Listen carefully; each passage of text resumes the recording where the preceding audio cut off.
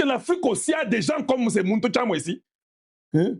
Bah, c'est que Tshisekedi dans le BT, Tshisekedi c'est un peu difficile pour prononcer. Na betaka maslo ya Muntu Chamo. Muntu Chamo, l'américain peut dire ça facilement. Quand on lui a dit Wamulumba, ah, Wamulumba, Wamulumba, good, Wamulumba. Tshisekedi, hey, ça c'est difficile, c'est compliqué. Quoi? Maman, le vaga Muntu Chamo. Bande konanga, ibote la bête la bino masolo. Basilisi, ba congressman, et là on ba député, na ba sénateur. Ba congressman des États-Unis, ba récupérer Tshisekedi. Yozo kende sikate, yakawa. L'homme est venu de Dubaï, sans repos. Oh non, peut-être dormir dans l'avion. Toi, tu l'avais vu dormir dans l'avion? Cette fois-ci, il n'a pas dormi dans l'avion. Oui, cette fois-ci, il n'a pas dormi.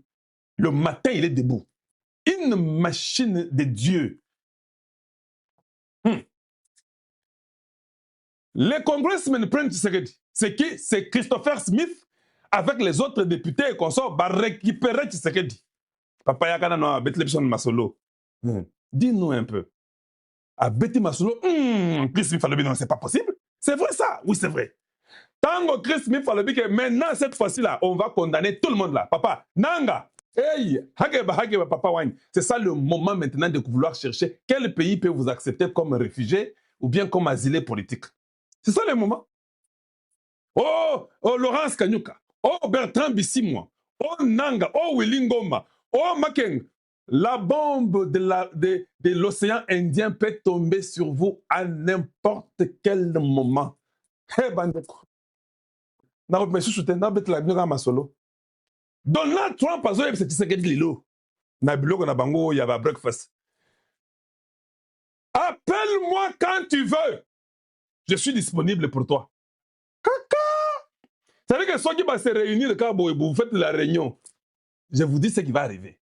Si vous faites la réunion là de stupidité à Goma, Bukavu, je vais dire que vous êtes ici. Ça veut dire que Tshisekedi peut seulement prendre le téléphone, il appelle Donald Trump. Ça veut dire que Tshisekedi is calling. Il prend, il dit, Miss President, you told me to call you whenever you want. I need your help, Miss President. Tshisekedi, what's going on? Qu'est-ce qui ne va pas? Qu'est-ce que tu veux que je fasse pour toi, mon Tucham? Ils sont tous ensemble, ils sont à Goma maintenant là. Peux-tu donner seulement l'ordre dans votre truc qui est dans l'océan Indien? Je ne veux plus le voir. Tu es sûr? You sure? Yes. Let's see what I can do. Babengi commande ya Pentagone. Pentagone na Stali Makambo. Babengi oyo bateau ils na océan Indien. Dans les 4 minutes qui suivent, vous êtes parti en enfer. Donc, sachez que Tshisekedi maintenant détient votre vie. Oui, c'est comme ça. Voilà quand vous êtes méchant dans la vie. Quand vous voulez seulement contredire les gens de bien, voilà ce qui vous arrive. Tshisekedi a dit à Kagame, papa, moi là je n'ai pas de problème. Qu'est-ce que tu veux? Je veux que mon peuple puisse vivre. Donald Trump a dit à Tshisekedi, ça c'est un homme bon. Il parle des souffrances de son peuple. Et puis tu me dire que non, Tshisekedi ne fait rien, il ne dirige pas bien le Congo. Mulojio, Ndokiyo, Baloka et Panabino. Omela Kindoki na ma belle manayo. Certainement. Oh non, moi je suis à Bécholé, je suis Mouteba, je suis en Bongo. Hein? Vous savez pas que le pape d'aujourd'hui, il est américain, que Donald Trump peut donner un ordre, vous êtes terminé avec l'église. On va vous déchoir, on vous prend, on vous met dans un garage à Rome. Vous êtes fini. Tu sais qu'il contrôle tout. Ma pesi Afrique a coupé ça. Il y a un Congo, tous ces présidents inutiles africains. Parlez encore aujourd'hui. Ah non, Token de Russie. Je ne sais pas quel esprit là avait possédé les gens pour dire que non, Token de Russie. Quelle erreur monumentale. Quand tu souffres trop, tu cherches même les papiers. Au fait, les soucis principaux des États-Unis. J'avais dit États-Unis. Tellement que Betty Bisso, Américain, complice à Kosakanate, Biden, Anthony Blinken, Bando qui va américain. Ils ont aidé le Rwanda dans tous les sens. J'ai dit non, Tokendata en Chine, Russie, tout le grand Minduki. Moi, j'étais la position que achetons partout. En Chine, en Russie, en Turquie, allons-y, achetons partout. Parce que j'avais déjà compris que Batoyo, Basi Balese Bilo, Kindoki, Yakagami. Dieu a tout renversé. C'est aujourd'hui que vous devez commencer à croire en Dieu. C'est aujourd'hui que vous tous, vous devez savoir ce que la Bible dit, que Dieu peut transformer le cœur de pierre en cœur de chair. Les États-Unis, le cœur de pierre, Biden, tout ça, Dieu a transformé ça en cœur de chair de Donald Trump. Oh, prêcher à Bino, hein. Bon, parce que la Bible na communion, na kopesa bino communion lelo, il faut na la Bible communion.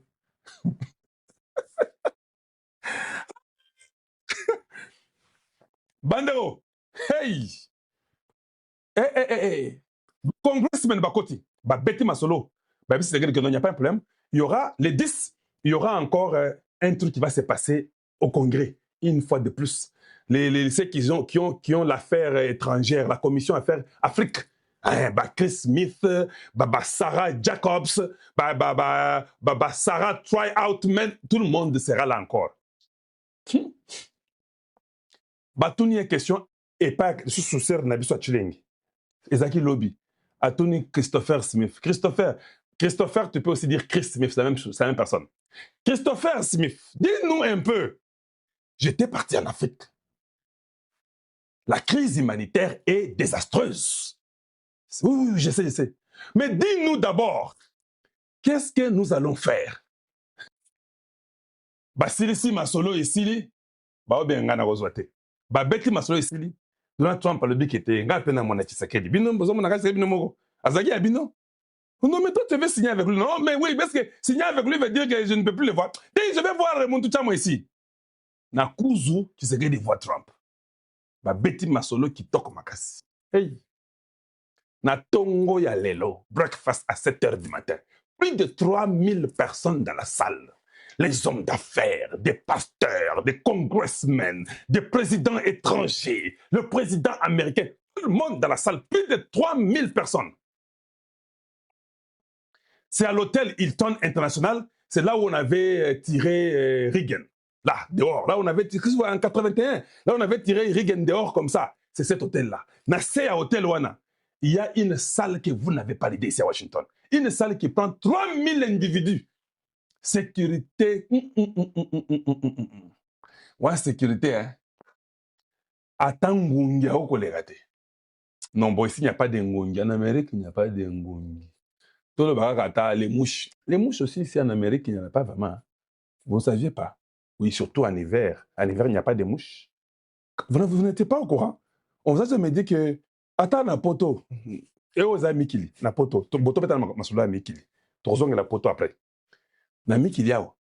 Quand il fait froid, il n'y a pas de mouches ici. Ou de moustiques. Vous ne savez pas ça? Il n'y a pas de mouches ou moustiques aux États-Unis quand il fait froid. Les mouches n'existent plus. Les mouches ne peuvent pas supporter le froid. Toi, tu as déjà vécu dans un pays où il n'y a pas les mouches. Et ça, là, tu as une question. Il y a un Congo, c'est comme si vous élevez les mouches. Ils sont partout. Il y a un pays sur la terre qui n'a pas de mouches. C'est pas seulement ici, même au Canada, il n'y a pas les mouches. Tu peux comprendre ça dans ta vie? Que tu es là, tu peux laisser même les pains exposés aux îles de Kayabunayona, ou exposés en Gogo. Aucune mouche ne viendra là-bas. Au Kalingi, Kalikayabunayoana, Ndengezo pesa solo. Tu vois comment les mouches viennent là? Ici, tu fais ça, tu exposes. Aucune mouche ne viendra. Vous jouez.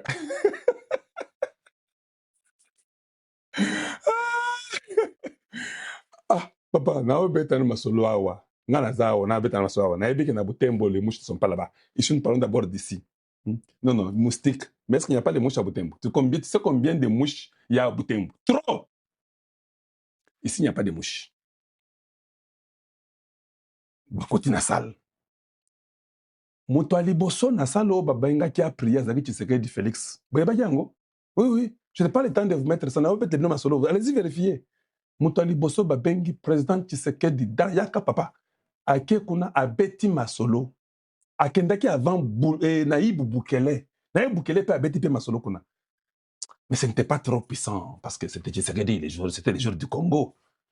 Naïb Sebino, c'est notre jour. Même la francophonie, on n'en a même plus besoin, hein? Mais on va la prendre seulement parce que, bon, on ne va pas donner, on ne va pas laisser un truc au démon, là. Hein? Nous, on doit seulement tout prendre. C'est notre période, c'est l'étoile. Allez-y dire à tous les aventuriers, les ennemis de la République, dites-leur que c'est le temps du Congo. Même toi qui fais la politique, il faut lire l'heure. Quand tu fais la politique, tu es aveugle. Vous devez lire l'heure. C'est le temps du Congo. Sans effort, Dieu change les cartes, Dieu change tout. Na la kisaka bino ngai ndeko na bino kalonji. La kisaka bino bord moko boye, qui se a simbi ba carte boye, a tourné Joker na Donald Trump. Vous avez oublié?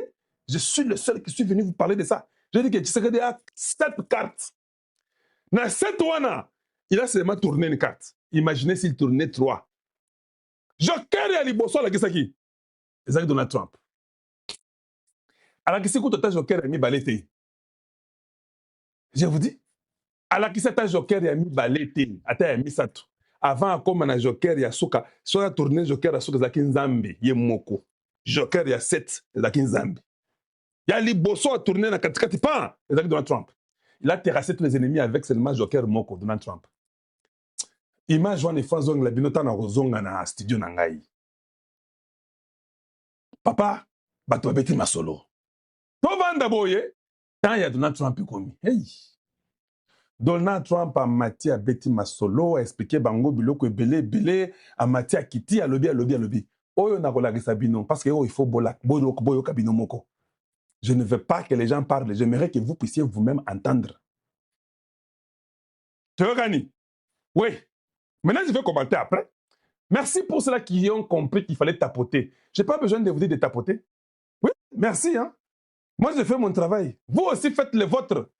Moi, j'ai fait mon travail. Faites le vôtre. Moi, j'ai fait. Vous aussi, tapotez sur TikTok. Vous aussi, sur X, coupez les petits morceaux donnés aux gens. J'ai vu les ennemis de la République, les journalistes sont dessus. Il y a ceux qui ont fait la fièvre typhoïde, dysenterie amibienne, moussou bazui, mbassou, moussou, boko zoyango yon sotou bino bandoki ya Congo. Vous avez manipulé un peuple, vous venez avec le courage de dire que na, Tshisekedi, Esili, Katanga et quoi mingite. Hein? Hey! Hey, Zambi wani. Kadi wafu bwachinganyi wasukufa mkalenga beshole. Bwachinganyi wasukufwa. Oh non, vous savez, les dialogues de Tshisekedi là nous refusons. Tu refuses quoi? Mukwege a compris. Mais de toute façon, moi, je ne suis pas d'accord avec vos histoires. Je vais vous dire ma position sur la francophonie. Hein? On dit non, vous savez, il faut donner à Mukwege, à la francophonie, non, c'est Isidore Soki Kwanza, c'est Matungulu, oh non, c'est Christophe Tunula, tout ça comme ça. Non, Tshisekedi n'est pas venu pour tout ça. Tshisekedi avait besoin d'avoir seulement la certitude des États-Unis. Je vous ai dit que le gouvernement qui arrive, 15 le maximum, j'ai quelques noms en tête. Je vous dis le gouvernement de Tshisekedi. Yoko ça le sous-chantage n'est pas Tshisekedi. Ndebo komo na couleur ya tata wana. Vous comprendrez que Muntu Chamwa, il est exactement Etienne Tshisekedi. Il avait seulement besoin de la certitude américaine. Yoko ndé siko ça chantage n'a qu'à partir petit na yo. Aux postes T. Va faire la rébellion. Nous vous encourageons. Va faire la rébellion. Je vous avais dit, Tshisekedi au premier mandat, c'était des concessions. Je ne veux pas... Mbote bana mboka. Merci beaucoup. Pesi bino mbote bino nyonso bana poto partout bolanda biso na République démocratique du Congo, na France, banda mboka, na Paris partout, na Canada partout. Boko landa biso. Biso to pona mosala ya ko informer bino makamu nyonso maye nyonso ekoleka na kati ya mboka na biso. RDC boyebi que awa toye na actualité moko makasi obien bokozwa lelo na tongo mise en garde eza makasi, pression eza makasi diplomatique ekomata sur Kagame vieux Polo. En tout cas azolala te voyage à président na États-Unis d'Amérique alekaki d'abord na Émirats Arabes Unis ndenge toloba awa nani Émirats Arabes Unis a décidé arbitrer tokozwa so biloko ya moyebi te. Or o basine bakor na Rwanda bazali kosomba ba or na Rwanda balobi te tozongeli bakolo or Kagame oza moyibi nde balobi te. En tout cas ba or nyonso to bana kosomba kaka na Congo Émirats Arabes Unis nde boka voyage brisque au président Fachi akendaki bokoyoka ngo tant to wana webisa bato Fachi azobisa bato que non guerre ezali guerre économique. C'est une guerre économique. Ça, c'est une guerre économique. C'est une agression rwandaise d'une armée étrangère dans notre sol. Bato andima ki angote. Les lots, te confirmer, les Congolais nous confirmer que non, mais le président avait raison. C'est une guerre économique. Kagame Yohanat. Bakore katana. Basineki bakor na Émirats Arabes Unis. Na Dubaï, Abu Dhabi. Baraba evite biso ko baso. Yoza moyebi biso bien olaba ba resele. Bakolo minere baye. Fachi non diplomatie yo. Pression sur Kagame. Toko belango pe ao. Donc un premier point, plus de 500 morts à Rubaya. Les pillages à ciel ouvert. Joseph Kabila aurait dépensé plus de 500 millions de dollars pour financer la guerre, soi-disant de M23 AFC.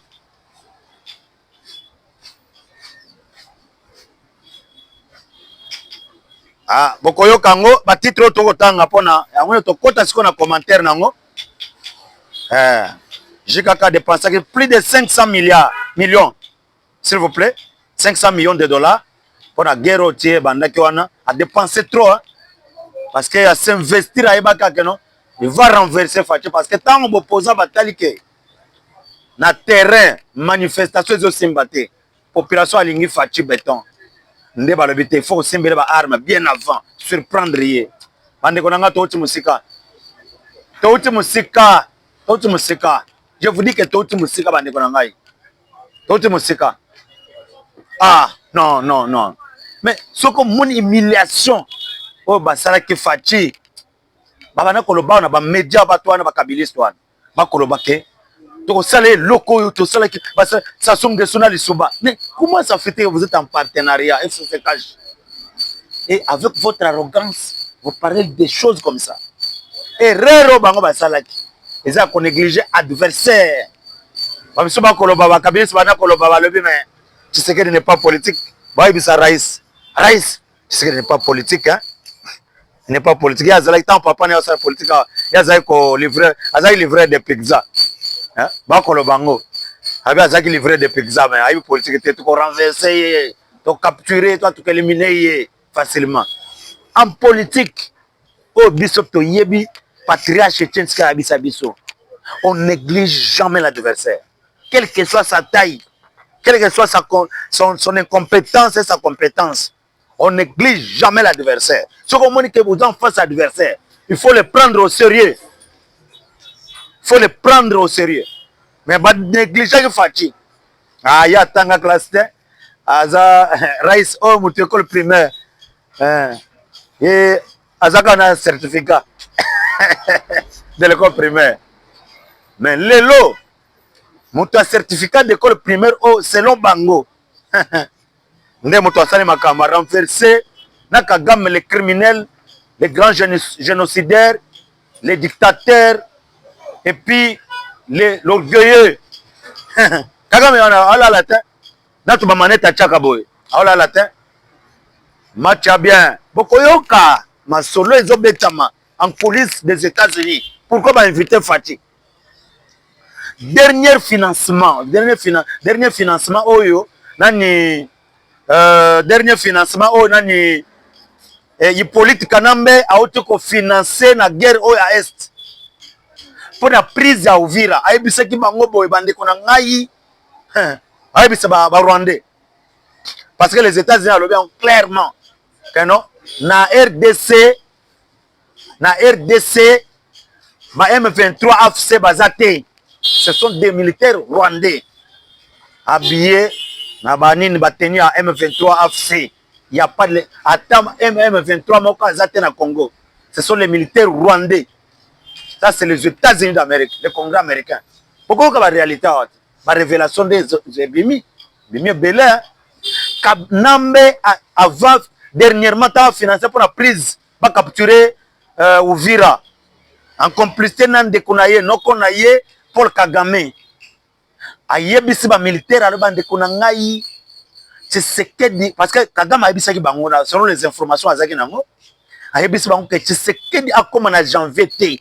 Bon, moi, batanta, ça mis mingi dans le mois de décembre contre le président Fachi. Si ba bloqué avion na ye, donc en 2025, batanta, ça mis belé. Pour l'année, parce que Kagame a dit ça, bango soka comme en janvier, février. C'est ce qui sera invité aux États-Unis. Soka aux États-Unis, à cause de l'investi membre de la CIA. Ah, boko yokate, va jango yango autoken. Bokoyoka retour à Zozonga. Moto. C'est pourquoi bon moni est accueilli. Bokoyoka voyage au Fachak en États-Unis. Kagame, tension ça va. Hippolyte Kanambe, tension ça va. Corneille Nanga Yobelou, tension ça va. Henri Magie, tension ça va. Daniel Nsafou de Saramboa, tension ça va. Qui vivra verra.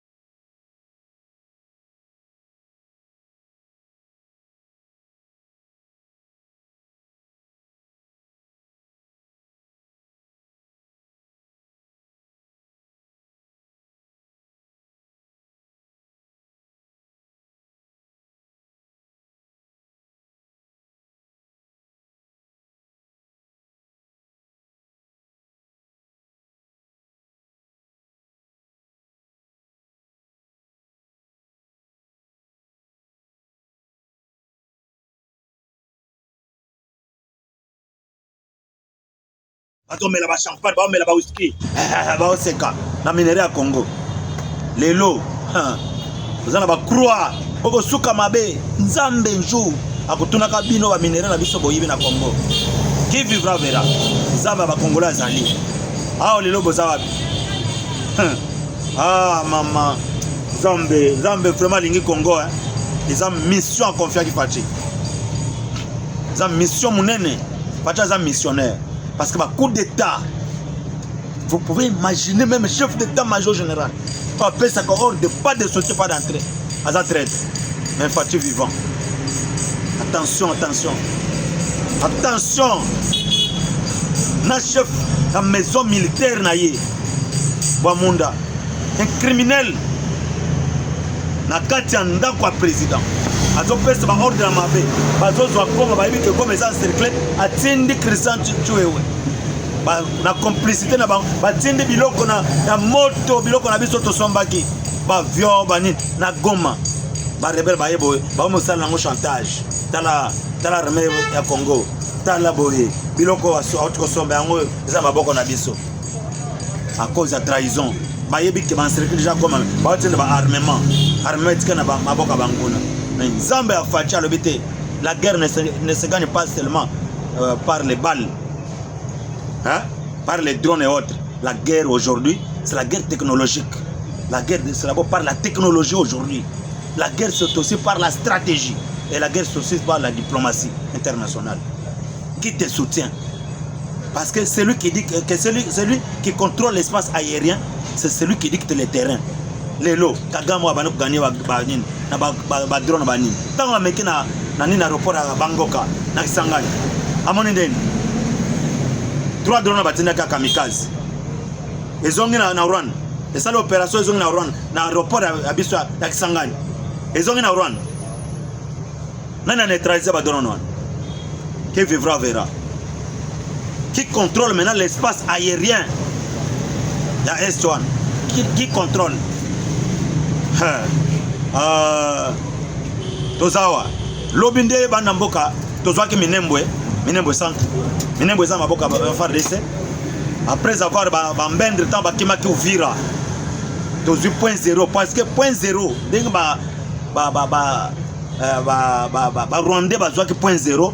C'est déjà bakomaki déjà kokende so boyebe c'était bien na point 0 ezaki déjà bakomi ko viser ville ya Baraka pour que ba capturer Kalemi. C'est pourquoi bonaki nanga lancaki message na bana Kalemi na Katanga bitozo ya dans une semaine les lois zawa bobenge na téléphone soke koleka hors périmètre cellulaire parce que comme ko banga ba mo sa ba réunion na kati ya école ba sangisi bana classe bango bakati bakota kata pour que drone viser bangote comme bakomi ko lata ere moko ba lati ba perruque balati banini pour que mundele likola mona teme mundele azotala akanga déjà na empreinte nanga te bisaki tu joues avec le feu Minembwe za capturer bana mboka lobi Walungu centre bango moko bambendre bakimaki déjà FARDC na waza bakota ki déjà ba récupérer ba awa debitombeza ultimatum pesa mina na Bukavu na Goma. Ils doivent quitter coûte que coûte. Kagame azola la tête. Parce que dossier à Congo balongola na maboko ya Boulos. Ils allaient na maboko ya vice-président Monsieur J.D. Vance de Moutasimbi dossier. Boka ki lobby rencontre. Ya Fachi nanani na secrétaire d'État américain Marco Rubio. L'homme qui dicte la politique internationale, la politique diplomatique de Monsieur Donald Trump. Aïe aïe aïe aïe aïe aïe. Oh, match à bien Banamboka. Match à bien, match à Kitoko. Guerre réseau c'est gagné dans le terrain. Beaucoup de capitaux rebelles ma campagne dialogue. Vino batoroka. Aben chole. Aza Moussa Naza. Abandaki na Bonzambe. Asuki na Kipayen. Beaucoup yoka déclaration na ye. Est-ce que tipo ekoza na ba rwandaise ba tout rwandais. Ba koza na sextape na yete. Comment Aben chole peut arriver à ce niveau? Il y a passé cette église catholique. Il y a l'église catholique. Il y a le cardinal Mosengo. Il y a le cardinal Malula. L'église où ils ont envié par tous les Congolais. Aben Chol a commis Kolia Monoko. Aïe aïe aïe aïe aïe. Congolais.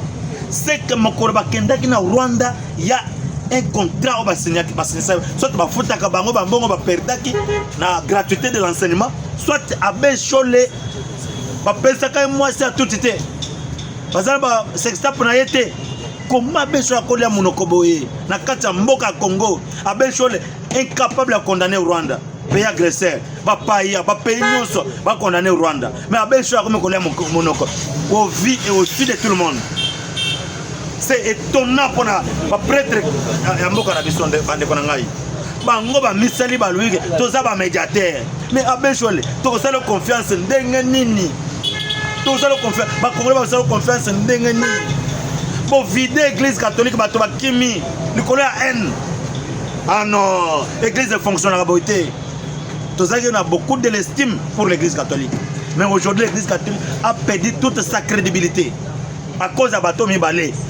Bisatu Aben Chol, cardinal nani Ambongo Fridolin na Muteba au Lubumbashi. 3 personnes va salir l'église. Va aller à l'église. Ils seront frappés. On ne joue pas avec l'église. On ne peut pas se mettre à la tête d'église pour faire le commerce. Ils seront frappés un jour. Jésus est vivant. Que l'église, on protège l'église. Toujours que les gars, ils vont stocker là. Aben Chol azol baké. Oh, c'est là qu'ils sont gouvernement congolais. Bouger comme Mukebo. Abimi se communiquer. Na landaki. gouvernement congolais alobaki boye président alobaki boye abeso akomi kolia monoko alobi te makambo oyo ambassadrice ya Rwanda près des États-Unis alobaki nayebi yango te nalandaki yango pe te nzambe ya Congo aza vivant nzambe ya Kimbangu nzambe Etienne Tshisekedi aza vivant abeso akomi kolia monoko lelo aza na eloko azobanga ba Rwandais soit bapeseke mbon corruption soit batuti baza na sextape na ye soko meki ko condamné Rwanda to bwaki yango na ba réseaux sociaux yo ibi bato wana tene ba fonctionnaka ukoyeba tozana bino vérité yaka na escalier mais le côté yaka na sincère komaka le côté yaka na sincère mais vérité yaka malem na escalier et komi pe qui vivra verra. Abu Dhabi Émirats Arabes Unis bakati contrat na Rwanda pour ba or balobité yo za moyibi to bimaka ba reseller bakolo minéré ba ye bakolo minéré c'est le Congo ba Congolais ba récupérer or to ba nosoma okana Congo c'est pourquoi ba bengi Fatimbangu yaka to signer bakor partenariat c'est nyamaka ba bengi ngo partenariat stratégique global.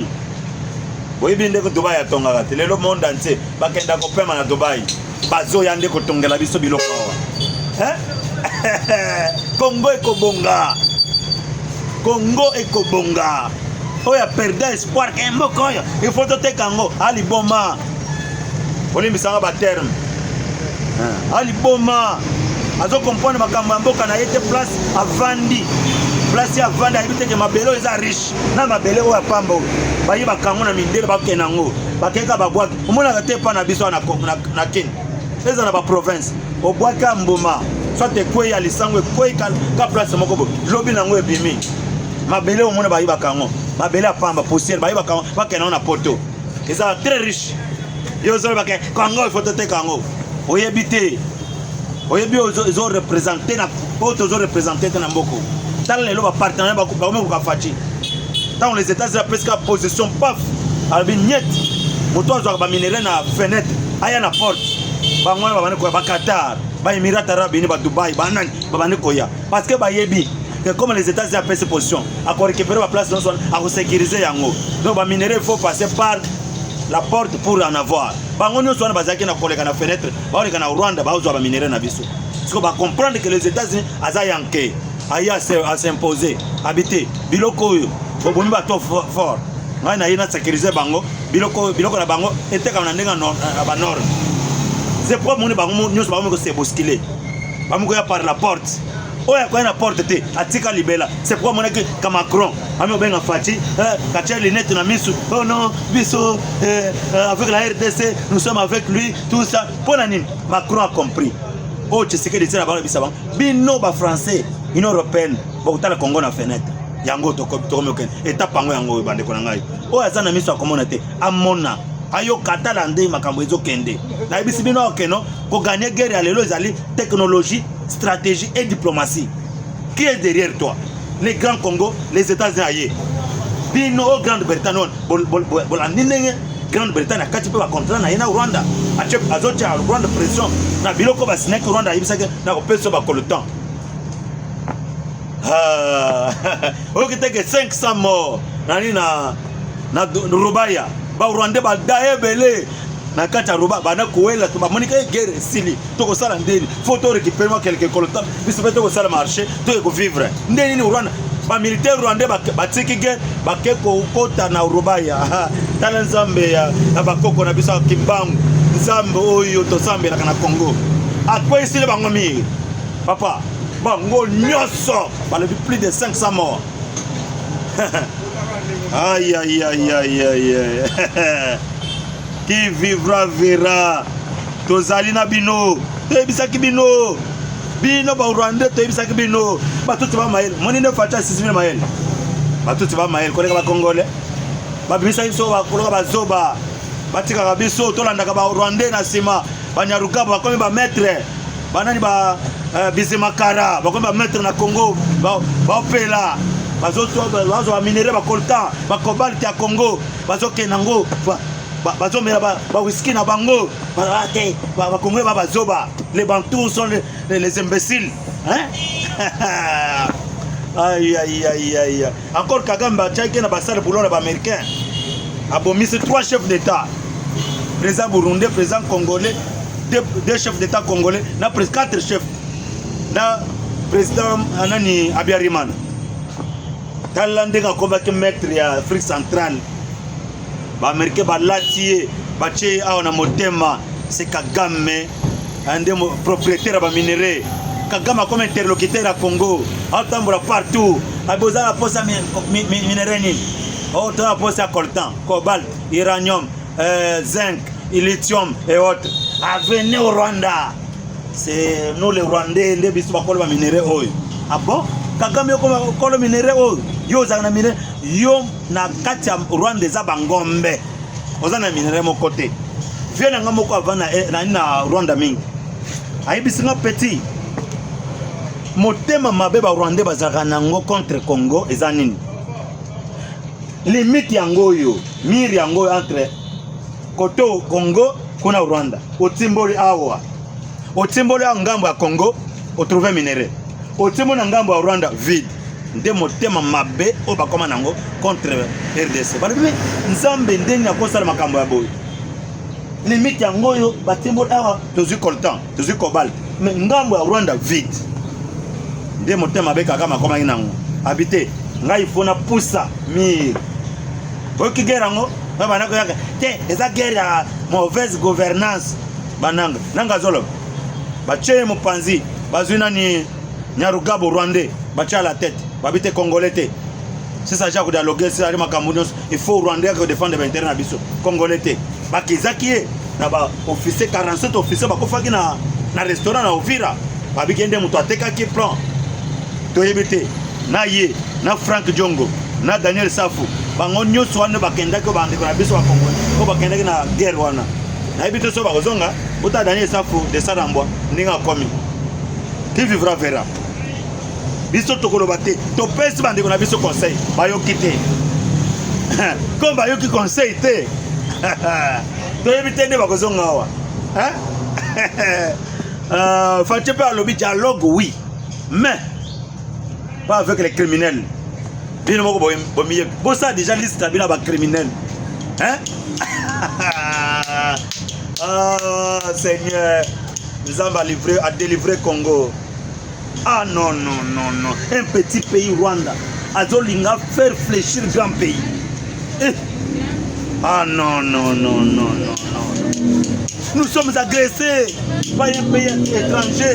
Il a envoyé des troupes sur notre sol. Mais bien ne va couvrir rien à congoliser guerre. Tala. Bande konanga. Boye ba histoire ba tout été. Un tout donc a trahir kande kona yete. Botala ba leader rebelle. Ya est. Ba leader rebelle o bazaki na plein makasi na est. Depuis guerre e bandi balobaka. Est-ce que vous croyez que pourquoi balobaka te? Ça double loyauté. Donc, je vous dis que balobaka te bango bakana se réclamer. Nga naza mutu wa Walungu. Oy, nga naza mutu wa Nord Kivu la Goma. Mwana boye, nga naza mutu ya Walikale. Metango guerre eye. Bande kona bino bazokufa. Bakoko na bino. Bana na bino bakokufa. Pourquoi balobaka te? Attention, tout ça se trahira kate. A se trahira. Tala kaka ibalanki auto vandi na yao. Hein? Non non non non. Il se réclame d'ailleurs oh mwana bandou. Hein? Bandeko. Ibalanki. Claude Ibalanki. Ayebi déjà que to gagner guerre. Mais comment trahira déjà visé par les services. Balandela ki balaki sepe bani ba auditionner bani era bibi libanda po akimi abeso ki nane yewana aibi ke toga RDC gagner guerre sur terrain to gagner guerre hein mais tant que tout allait au trahir de kona été alabité ngai sisa ya kofa nako fara bandi konanga yewana kei asali déclaration bazilaki eza déclaration ya sai eza déclaration salamate ao o nanga sala te ngani mutaza président Seni ngani mutrabisa na proclamation Chilombo aganya kite tout ça kane yango nde balanki asali eloko nini asiki balanki amemi na kati ya guerre wana ibalanki alakisi ke aza na loyauté na mboka na bango na batuti akotrahir bandeko na ye te. C'est ça idéologie bango bazalaka nango azali na présidence mpona kolivre bainformation ya Congo apesa yango noko na ye Paul Kagame. Aïe aïe aïe aïe aïe aïe. Ah ah. Oh là là. Oh. Ah ah ah, Abel Cholé, Abel Cholé. Abel Cholé, on lui a mon occasion le baquet. Même le gouvernement congolais, tu. Oh. Gouvernement, vous défendre. Est-ce que le gouvernement congolais a dit Mandouka Bani comme mon peuple naïe? Vous devez défendre l'intégrité. Ils ont mission pour faire ça, mission, mission régalienne à Ben Cholé. Ah, mais tu as dit ça, batanga mingit. Oh, ça m'a dit, n'a pas comprendre que le gouvernement congolais a une mission régalienne. Il a défendre l'intégrité territoriale de Mboka naïe. C'est comme même le gouvernement congolais, tu. Comme porte-parole à Rwandais. Aïe aïe aïe. Trahison, et même à mon niveau, Anna. Oh, on va faire ça que médiation. Mais si on va faire ça que médiation, on va jouer dans la faveur à Nani. Il y a Rwanda.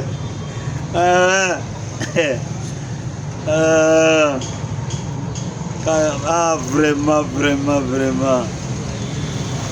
Les États-Unis, dans le Congrès américain, Bolanda Banamboka, vous continuez à partager ma vidéo, Tozobeta Makamboyo.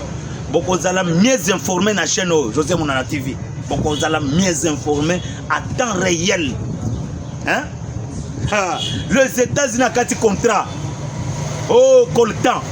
Coltan a reçu un Congo. Vous voyez que tu as livré les États-Unis 100 000 tonnes. Tu as vu que les Chinois ont livré la société à cuivre. Tu as livré les États-Unis à vertige 100 000 tonnes. Ya cuivre aux États-Unis au somba l'habité les accoltants dans le Congo Rwanda a volé ngana be marko la receleur. Nous sommes un grand pays quand même, nous ne pouvons pas sortir devant ces petits pays des criminels. Aussi ça va tomber machette pas pour ma voisin na bango azote que la biso minerai à Muyibi biso coltan to somba en Congo direct coltan à lithium, les deux minéraux stratégiques aujourd'hui aux Oka, les minéraux stratégiques. D'ici 2030, mituka o ya carburant aux araté. C'est pourquoi bon monde va payer nous sur monde va se bousculer pour aller na Congo. Cobalt tra coltan à lithium. Ya monde ko sala batterie électrique. Donc mituka bon moni et vous to comme na mituka électrique d'ici 2027 2028 baba no ko réduire déjà mituka carburant na marché. Bazo boaka mituka ni ya voiture électrique na terrain. C'est pourquoi ba se bousculer pour na Congo. Vous comprenez? Pour mon que Rwanda zo se met à se faire mettre. Ayeba keke tant que vous allez ba coltan to za ba minerai stratégique belé to ça la stock et ko permettre biso tant mituka ni no et ko longa na marché biso peut comme fabriquer à biso ba batterie électrique. Pour to gagner un peu marché dans le monde. Rwanda continue à développer, Congo va continuer à faire réfléchir bango. Baba mbendre, to bomaka bango ndengwana. Ce sont les Bantous, nous sommes les tous, nous sommes intelligents selon leur narratif. Yo Congolais, OK, ngulu na guerre ozo ba moto na makolote. Esa guerre bonne mauvaise gouvernance. Esa guerre, tu sais que attaque ba minerai à Katanga. Minerai wana estwana. Ezala ki toyoka kango, coltan, cobalt, uranium tout ça. Est-ce que biso to yeba ngai ko na kol na ajo. Na yeba ta coltan de ezala kate. Na tia osimba ngote, c'est comme mona ngopete. Mais bande ko na bazo ko fona eso. Na batela minerai. Ou bien bande na batela bande ko na ngai. Makila bino boko sanza makila ba Congolais ya est ezama na maboko na yo nanga. Ai politika nambe. Bozela. Boko mona.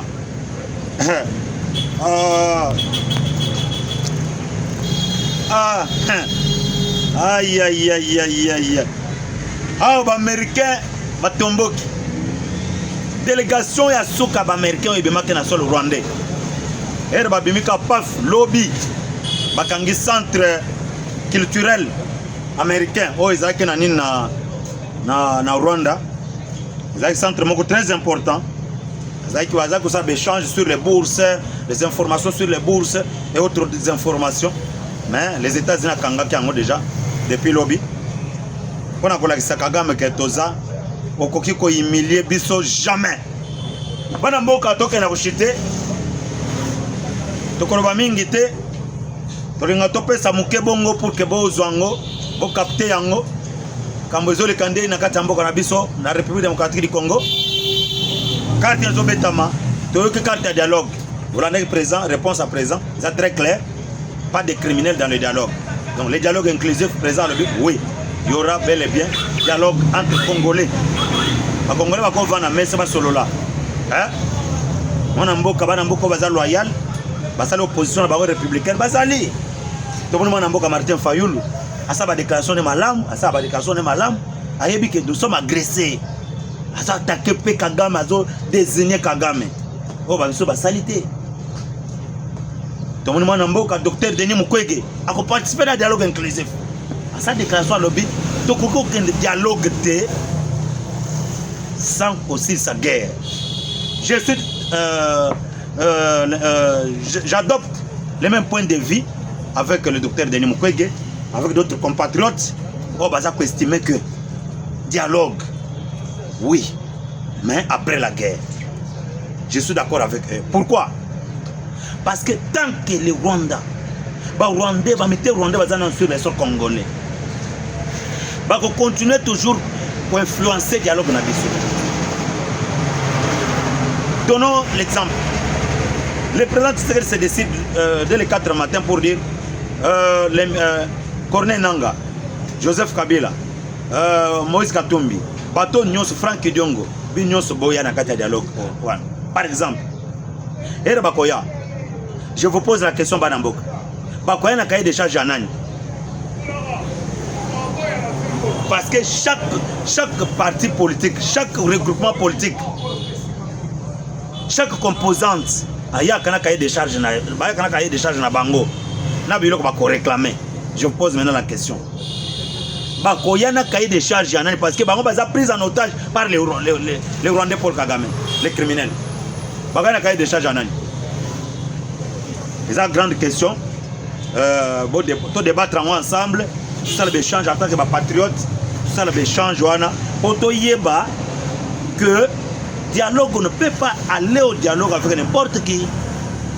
C'est pourquoi le président Kem Moussika Lobby, la justice va suivre sa cour normale. Pourquoi justice va suivre cour normale? Parce qu'il y a des criminels parmi nos frères qui sont partis, ils sont en otage, pris en otage par les criminels Paul Kagame. Est-ce que Boyebike, Nanga, ça surveillé par les Rwandais? Mokolo Mama Zole la Goma. Nanga, comment ça n'était que Ozamana Kisangani? Oye la biso Rwandais, Rwandais va diriger biso les sources. Mon Nanga à chaque maman. Nanga parce qu'il y a l'entourage de sont les Rwandais. On va ça sécuriser. Nanga va ça le mouvement sans informer Paul Kagame. Pour votre information, tous les Congolais vont contacter la guerre à Est. Batambola bakobima libandate sans informer. Bakobima pe libandate. Parce que Kagame a peur que bakobima ça va secret étant donné bakote dans la boîte. Na pesa un exemple. Il y a guerre en 1997. Tango bayaka, baisasi, bakabila les pères. Bana nyonso bayaka na guerre wana. Bazali. Mais ba tout nyonso bayaka na guerre wana. Ba Ruberwa, Banyarugabo, ba nani babisa makara, ba nyonso baza vivant. Allez-y comprendre comment Kagame opère avec ses services tous. Si vous avez un secret, on colle la tête.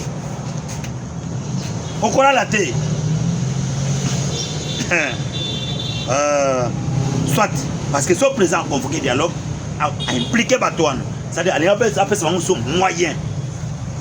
moyen de continuer la guerre. Soit, après ce message à Congolais que non, Gaïpé, Yopé, au Bimoké, rébellion, et l'un de ces 4 matins, on t'invite au dialogue, tu récupères encore un autre poste. Cette fois-ci, niet. Et j'appuie cette position du président de la République, chef de l'État, de ne pas impliquer les criminels de guerre, ceux qui ont tué dans ce dialogue. Et en bref, moi je peux vous dire en tant que politique. C'est un refus poli. Il n'y aura pas de dialogue avec les criminels. Et dialogue c'est après-guerre. Vous êtes calme. Et puis, dans le moment où, pour que Fachi, vous êtes prêt à dialogue en été. Moment Fachi a une position de faiblesse, va capturer Ouvira. Dès le moment Fachi va forcer qu'il la main, sa main, pour qu'il a convoqué dialogue, il a imposer parce que c'est une position de force. Mais Fachi a quand même au thème. Les lots Fachi n'a pas américain à Sima. Fachi a pour Kagame pression. Pourquoi comme Kagame la semaine prochaine, sur Kagame, il y aura des sanctions ciblées. Et parmi lesquelles Kagame peut être capturé comme Maduro, adopté au Congrès américain. Boyokiango, Tokotanga on a soukandé na clôture boy. Tokotanga message il y a sous-secrétaire d'État chargé des Afriques parce que na bisaki bino out mais Smith alors bien très clair. Kagame déjà a yebi yango. Eza ba rebelle baza na terrain. Po batika na Bukavu Gom. Ba yebi yango parce que lobi to capturer ki Minengo. Tozwa ki déjà Uvira, tozwi point 0, tozwi donc le haut plateau à Fizi, oyo ba Rwandais ba tout, ba no ba Onyamulinga bazalaki ko planter ba Rwandais bazalaki na kati. Bazwa ki le haut plateau à Fizi. Nous to récupérer yango parce que to concrétiser yango par la prise de Minembwe. Lobby, Minembwe centre na maboka ba congolais. Minembwe est congolais. Et vivra verra. Ce n'est pas la guerre. La guerre d'aujourd'hui n'est pas seulement par les balles. C'est par la technologie, par la stratégie, les positionnements internationaux. C'est ça la guerre d'aujourd'hui. Un message pour autochité. Reconduction de la Goa. Le Congrès américain donne son feu vert. Les deux chambres ont officiellement approuvé le renouvellement de l'African Growth and Opportunity Assets à Goa, garantissant une continuité cruciale pour les échanges commerciaux entre l'Afrique et les États-Unis. Ce qu'il faut retenir, les concepts un accord permettant l'exportation de nombreux produits africains vers le marché américain sans droit de douane. Yamana Goa, nouvelles échanges. Le programme est prolongé jusqu'au 31 décembre 2026. Rétroactivité, l'accord couvre la période depuis le 30 septembre 2025. Date d'expiration précédente, évitant ainsi toute rupture juridique. Focus RDC. La République démocratique du Congo réintégrée en 2020, après 10 ans d'absence, d'être intégrée à Goa. On a exportation, importation, exportation de produits sans payer les droits de douane. On a Goa et Ngwan. Bloc à Makas, il y a G20. Donc, ils ont bloqué le commercial américain. N'importe qui maintient son accès privilégié. L'opportunité à saisir. Les opérateurs économiques sont appelés à profiter de cette stabilité pour diversifier les exportations et renforcer leur compétitivité sur les marchés internationaux. On a tout l'équipe en Amboka. Toye na Bora Souka. Kagame, c'est fini. Le Congrès américain durcit le ton. On les a réunis à lobby. Le président de la sous-commission Afrique du Congrès américain, Chris Smith, lâche enfin la vérité. La paix ne peut pas fonctionner pendant que les M23 et les Rwandais tuent la population et pillent les minerais. Message clair, ça ne passera plus. Les lignes bougent. Le Congrès n'avale plus le narratif de Kigali. Chris Smith annonce déjà une nouvelle réunion la semaine prochaine avec un objectif précis. Quel est cet objectif? Pousser des sanctions contre Paul Kagame et les leaders de Kigali. Traduction politique, fin de l'impunité, fin des pillages via les M23, RDF, pression directe sur le régime rwandais. Paul Kagame est conjugué au passé. Les choses ont changé. Washington regarde maintenant Kigali droit dans les yeux. Qu'est-ce qui va se passer? Selon Washington, il y aura un autre dialogue au Rwanda entre les leaders de FDLR et les Banyamulenge, soi-disant. Bakozonga na Rwanda, baosala pe dialogue na bango. Hein? Baosala dialogue sans Kagame. Hein? Transition sans Kagame. Et ça na Rwanda. FDLR, et Banyamulenge. Oh, tozol kabate. Papa, après pandémie, bisonde tous ko collaborer, to coordonner makamu nyonso na M23 FCC. Match vidé. Na uchite boy bana mboka. Na kolobela ba mandataire na biso IDPS. Hein? Bana mboka. Ce que vous poste na kati ya parti, OK, vous créez asbel na yo. Oza ministre, oza député, oza nani mandataire, DG, PCA, administrateur, oza na poste, oza na ordonnance à chef de l'État. Oza moto de pes. Papa, ozu poste à de pes. Pourquoi me ça va te nazar moto de pes sauter. Merci na yo. Remaniement zoya. Okolela. Miso kokoma rouge. Tozana bino.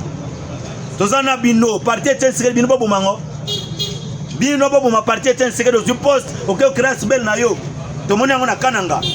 Ebele ba na kananga, ba ke kutana ba asbel na bango. Ah, bokende. Apesi mbongo ba komi na mbongo. Ba opesa. Ane boke kupuye biso po chef d'état mona. Ke naza na base pa na biso. Ah bon? To mona kibino. Secrétaire général Augustin Kaboya mona kibino. De mona dépêcha qui? Soutenu par mon amboka les sel. Les botailles. Mon amboka Dodon Famalikunde les botailles. De moto soutenir le chef na ya parti habité. To tika boité. Parti est inscrit école la te kufa pété. D'appuyer parti na ye. C'est ba délégation na terrain, ba kitina kanang. Bon mona ki ba drapeau te ya parti. Mona ki population te parti est inscrit de koko faté. Moto ayera biso état de droit. To zaki na messe l'action de grâce bana mboka. Chelanga nanu patriarche Etienne Tshisekedi. To landa yepo nazo pe moi esprit de soso. Na yo ka soso moto abana ko prôner état de droit. L'état de droit c'est quoi quand le DP sera au pouvoir? Il y a un mode toujours mona ba journaliste ba tout non ba osala ba émission na bango partout sans que ba filer ba enlever ba bombaye ba boa kena mai ba pese bangando na kinga kati biloko ane za sauter sala musala na yo mais ke ba kokota en connivence na rebelité na enemité wana ba kanga yo ka téléphone e kangisa yo tshela nanu patriarche Tshisekedi bana boko balanda ye le patriarche wana za ko prôner état de droit tozaki na messe na président de la République chef de l'État na kati ya Sainte-Anne mais c'est le cas qui n'impacte na idéologie on a ko s'incliner devant le patriarche héros national tala ba député ya UDPS ba kota parlement soki ba biso tozaki na kati ya parlement wana mbelero reconnaissance officielle et yebana Etienne Tshisekedi déjà reconnu comme héros national lito Etienne Tshisekedi ça les a blagué hein ils a blagué à défier le régime dictatorial. Oh, bah, les cas. Hein? Bande Konangaï. Hein? Bah, dictateur Nyos, bah, tous ces Tshisekedi, yo nani. Hein? Aïbis Kabila, le père Mouzé, mon amboka, yo za patriote. Bengana, bah, to bantouré, yo, bah, solo mabe. Bah, ça méchant. Moza Zuya, Kekutinde Namboka. Hein? Soka, soka. Fin de fin. Ce que nous avons en débat à l'objet que nos patriarches doivent vendre toute cette transition entre les Congolais. Tout bien les Rwandais. Mais la zone maman a force. Mais tout le monde Rwandais. Tout chasseur qui va bien avant. Mais le Moussa Kofagate. Hein? Au patriarche au Bogomona. Vous comprenez? Patriarche. Aigle. Héros national. Yo négligé. Au bout ma partie naïe. Keba. Parti au Kofate. Parti au Mondbomona. C'est un état d'esprit. Keba, ce que je poste na biso, okende, o créer asbel na yo et tout ça. Tokolanda pe message mosusu asuka. Otokolo tue nango. Hein? Ozana poto ozawapi. Ozana Bandundu, ozana Kasai, ozana Equateur, ozana na Katanga, ozana Kolezi. Landa patriarche Tshisekedi bakamba zai koloba. Tshela bango deuxième vidéo, on va retourner patriarche ba question. Hein? Bangona Mobutu ndenge bazalaki bitumba ya bana mboka. Omona déjà Etienne Tshisekedi atini mutu boke nikosema manduki contre Mobutu. Ayebaki Mobutu azama na mboka, azo diriger, to défier d'une manière démocratique. Tala Mobutu ndenge azako ko budepe mutu na ye. Bazako sala échange. C'est la vidéo vidéo wana mwana mboka.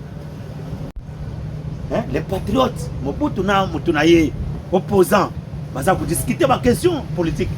Bazako yokana, bazako solola. Babité mwana mboka ah ozo sala bien te sala boy oh pas défier oh pas kangi oh sali boy mais kobo maboy te ozo manduki obo makabande kuna yo ba corrompre yo ke osala don no oh Tshisekedi na bima ah bo simba ar bozo ba machette boke koboma nani bato Mobutu te sala mate mais azalaki na langage dur donc arme ya Etienne Tshisekedi ezalaki langage, parole. Ce que Betty Mobutu doit partir, le dictat, Mobutu a la tête. Ah mais Etienne, l'andas que Mathieu, hein? Les vrais patriotes, les patriotistes dans les sangs. Na Kinshasa, poison est banakité. Papa Bissau Zebisa, na Kinshasa, poison est banakité, banakipété. Okotika masanga omeli, otiki sucré na yo, otamboli oke ozongi, omeli angol susu. Banani ba yebiso nini poison. Et le outwapi, et outina haine, ya biso na biso lingana te. Pona nini? Toko lingana te. Il faut tous à la ini, tous à la bloc. Hein? Muluba Mongala Moswahili Mukongo beto na beto. Hein? Bandeko. Poison et outwapi. Nako mandeko na ngapona nini? Hein? Nako mandeko na ngapona nini? Nako maete tel la Bible. Roi David trahi par Saül. Mais roi David nzamba livré Saül boye. A livré yé. Dans les lots, pas besoin de pousser président, pas besoin de sentir wewe. Ba munda, ba na ba jo chibango, il a fallu apprendre bango pour mabango. Mais facha sala ba biloko azana mission nzambe. Atala asa ba biloko Bible. Azotala lobité. Ba mona Saül ba livré yé na maboka David alali na armée na yé. Mais David a boy ko bombaye. Dans la puissance, la force au frappé, nzamba zo pesa lelo. Tala ndenge siko azo livré benemi. Hein? Pour la haine. Naturellement, on a poison pourquoi? Na bomande qu'on a pourquoi? Na levé de qu'on a pourquoi? En tout cas, Banamboka doit atterrir Sikawana. Bon partager vidéo oyo, bon partager message oyo et tambola pour que vous en ma casse boy que Congo et Kobonga. Ba organisation internationale, ba partenariat stratégique global. Les cinémas des États-Unis, les Émirats arabes, na Qatar, partout. Ba monnaie de l'eau, ba société compagnie, des okita, ba Qatar Airways, ba nani, ba komi koela, ba ose boskile pour la Congo. Ba aéroport facha zotonga, za pamba ta yebi. Tant ba compagnie zotonda, zo yaka na katamboka. Et kozala que les okita na biloko na Kisangani, sans que passer par Kinshasa, par aéroport international, et que ça biloko na Mbujimai, sans que passer par Kinshasa. Et que na biloko na Kananga, sans que passer par Kinshasa, et que na biloko na Bunia, sans que passer par Kinshasa. Ça va faire en sorte que le commerce se vende. Pour votre information, pour la banane, na Congo central, na Mwanda, les autres c'est en 2026. Match à Kitok, beaucoup moins de biloko va produire au Lukaka, et va nous quitter. Congo et Kobonga, commerce international, les amakas, va biloko les autres, va cité industriel, facha zoto na Mekao, bandondo boki makawana. Boke ko vendre parce que mindele ba ko vendre wana na menkawana mindele ba vendre wana bandako na bango courant coach ba villa ba marché moderne tongami ba to amiko se boskile a besoin na menkawana malu ba port international za wana ça blague te facha ça blague ta to développer Congo ba bateau de pêche kota na mai akoma ko inogera ba mbisa Korea to kwa na deuxième numéro je dis je vous remercie.